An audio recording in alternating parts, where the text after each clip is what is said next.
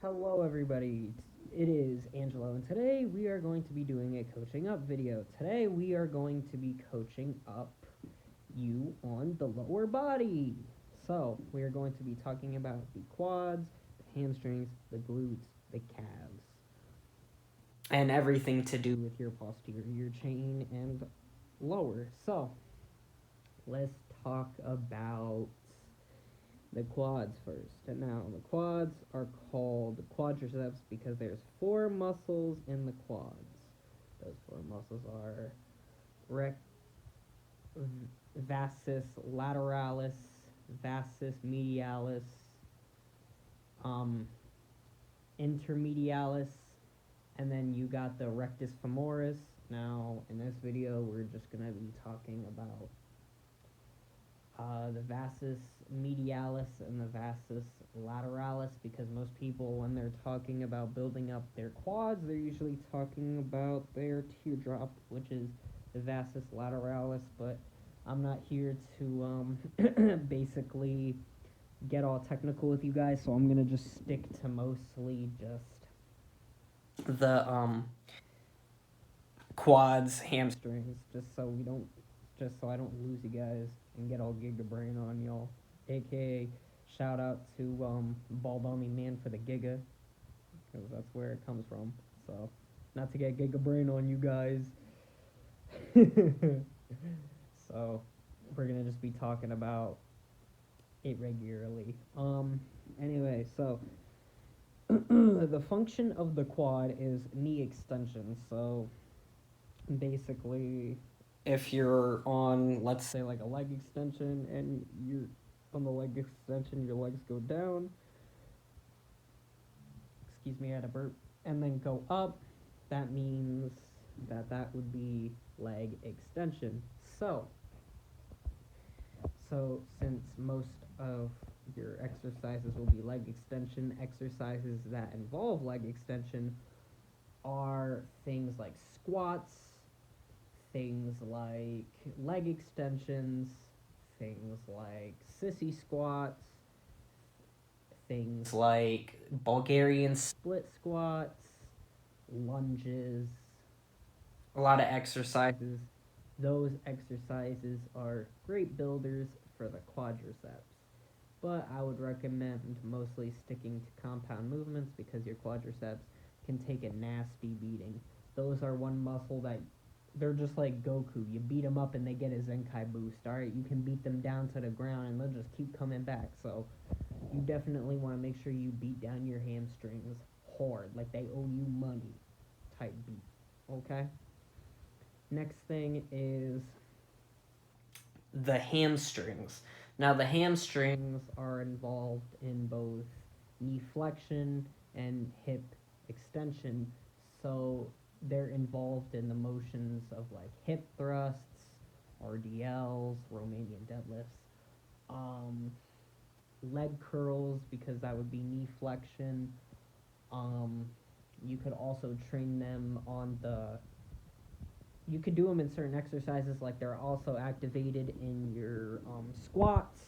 They're also activated while you're doing things like sissy squats, because those are both knee extensions and knee flexions, because when you squat down you have to do knee flexion, when you come and shoot up that's knee extension. So they're both involved there too. And even on like a leg press, if you do the leg press in a certain way, like if you have your legs lower, they'll hit more quad, and if you have them higher, you'll do more hamstring and glutes. So just keep that in mind. There's other ways to train your hamstrings. So if you don't have a leg curl machine, like you're at home and you're stuck with no machine to hit legs for leg curls, what you could do is you could get like a very small dumbbell and put it on your feet, and you can do leg curls that way if you have access to a bench. Or if you just have a barbell, you could do Romanian deadlifts and get most of your leg hypertrophy from there.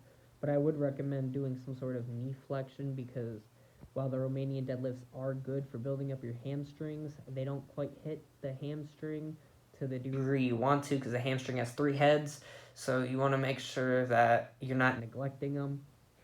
So you definitely want some sort of knee flexion in there. The next muscle group we're going to be talking about is going to be the calves. Now with the calves, very simple to train. They're basically the same thing as like your forearms. So basically, it's just like flexion of your ankle. So if you're flexing your ankle up, it'll basically hit your soleus. So because there's 2 heads in your calf, so most of the work though comes from your soleus. So you just want to make sure that you can hit the calf properly. Whether you do it standing or sitting doesn't really matter, because there's a muscle inside of your calf, which is the second head, but that one's a little harder to hit. It is possible, but it is harder to hit. So I would recommend sticking to things like you could do body weight calf raises, or barbell calf raises, or a seated calf raise if you go into a gym, or dumbbell calf raise, or basically any sort of like weight that you could put on your body for calf raises. And for all my calisthenics friends out there, you guys' legs are small. And I'm not saying that just to be a dickhead or anything. The problem is that legs aren't like your upper body. They're a lot stronger than your upper body. So while you could get away with push-ups, sit-ups, squats for calisthenics, and you'll get some leg muscle doing the squats, but the thing is that usually when it comes to calisthenics, you can do like pull-ups, chin-ups, uh, pelican curls, tricep extensions, push-ups, some sort of ab movements. But it's really hard to build up your legs and posterior chain, and that's because your legs are so much stronger than your upper body.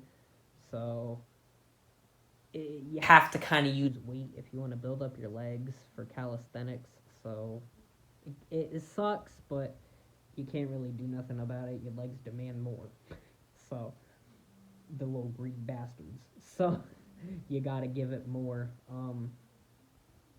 You also want to make sure that you don't overtrain your legs, because that could easily happen. So make sure that you prioritize your sets and reps properly. So make sure you're hitting no more than like 20 sets a week of legs, and you should be golden. Um, Next muscle we're going to be talking about is the glutes. And basically, the glutes help your body stay upright, just like your abs, but they also help you with knee flexion to a degree, because when you go down into a squat, you can also engage your glutes. But the biggest function of your glutes is mostly hip adduction, so basically any sort of thrusting of the hips. You're dirty. You're dirty. If you thought that, you're dirty. You're nasty. Nah, I'm playing.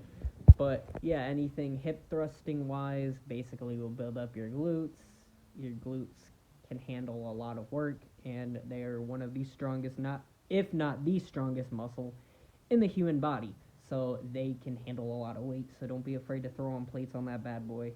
Make sure with your glutes, they're not as demanding. So from squats, since you're getting glute engagement, you don't have to go too crazy. So you could do like a hip thrust, 3 sets, and basically that would be enough to grow your glutes.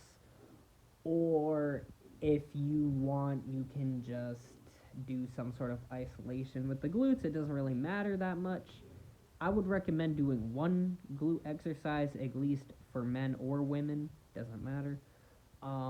Because if you are into like strength training and you want to build up your deadlift, you're not going to build up your deadlift if you do not train your glutes, because your glutes help you and assist you on the deadlift. And if you don't want to pull your lower back, you better start training your ass. So make sure you train your glutes. My favorite movement for them is just hip thrusts or glute kickbacks. If you guys got the machine at my gym, they got like a glute kickback. I like to use that. Or if you guys are at home and you got access to a bar, just do like hip thrusts with the bar. and you should be golden. So, if you guys want me to cover anything else, let me know. Um, I could talk about adductors and abductors, but the thing is like to train those, it's a little bit more difficult because you have to kind of go to a gym for that because they have a special machine for your adductors, and your adductors, basically what they do is just help you bring your feet in and out. So basically, if you're, let's say you're on your hips, right, and you want to bring your legs in, right, to like close your legs. When you're closing your legs, you're using your adductors, and then when you're like spreading them out, you're using your adductors, which is basically just your glutes and the rectus femoris, and it's basically using your rectus femoris and also your intermedialis, so basically your inner thigh, and also your vastus medialis. So those are basically all the muscles that is work. So would I recommend doing adductors and abductors? Yes, I would, because training your vastus medialis is important because that's the biggest part and biggest muscle on your quad. So definitely should go train. So I would cover the adductors and abductors. As for spinal erectors, I mean, any hip hinge will do well. So a good morning, a deadlift, RDL, stiff leg deadlift, even to a degree a rack pull, but that's like mostly traps and upper back, so I wouldn't worry too much about that. Um, and that's about the whole lower body. If you guys have any comments, leave them down below.